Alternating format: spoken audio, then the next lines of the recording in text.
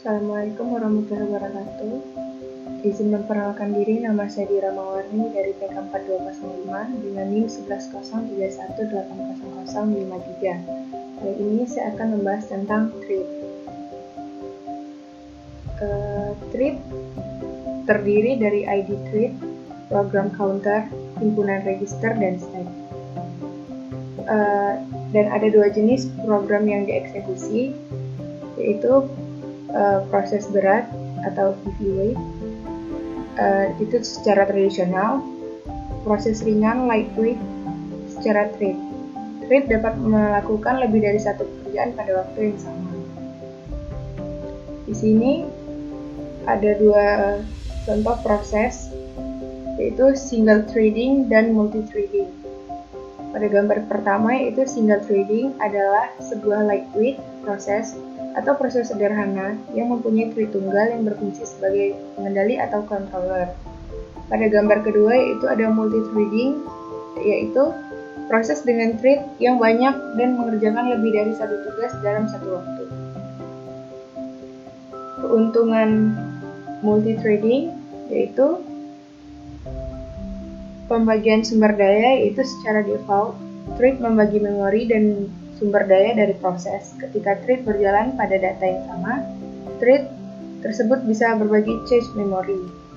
Yang kedua itu ekonomis, karena mengalokasikan memori dan sumber daya untuk membuat proses adalah sangat mahal. Alternatifnya, karena thread membagi sumber daya dari proses, ini lebih ekonomis untuk membuat thread. Yang ketiga, responsif atau tanggap, karena multithreading mengizinkan program untuk berjalan terus walaupun pada bagian program tersebut diblok atau sedang dalam keadaan menjalankan operasi yang lama atau panjang.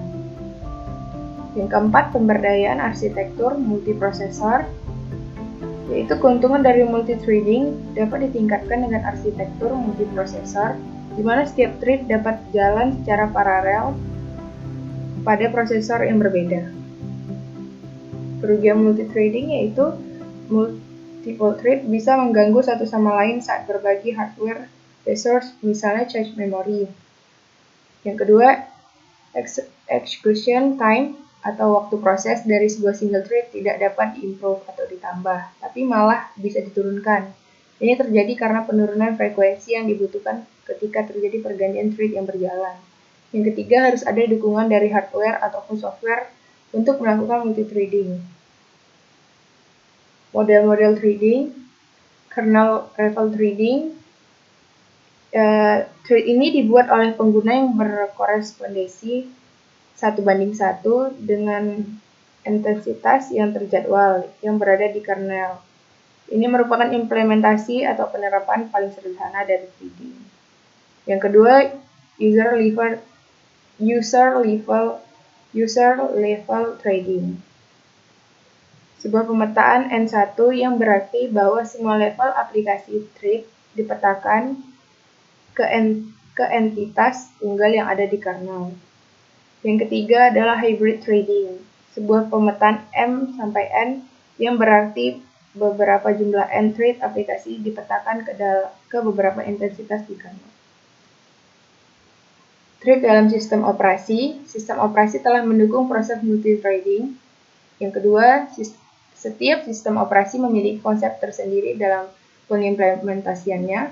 Yang ketiga, sistem operasi dapat mendukung thread pada tingkatan kernel maupun tingkatan pengguna. Terima kasih. Sekian penjelasan dari saya tentang thread. Assalamualaikum warahmatullahi wabarakatuh.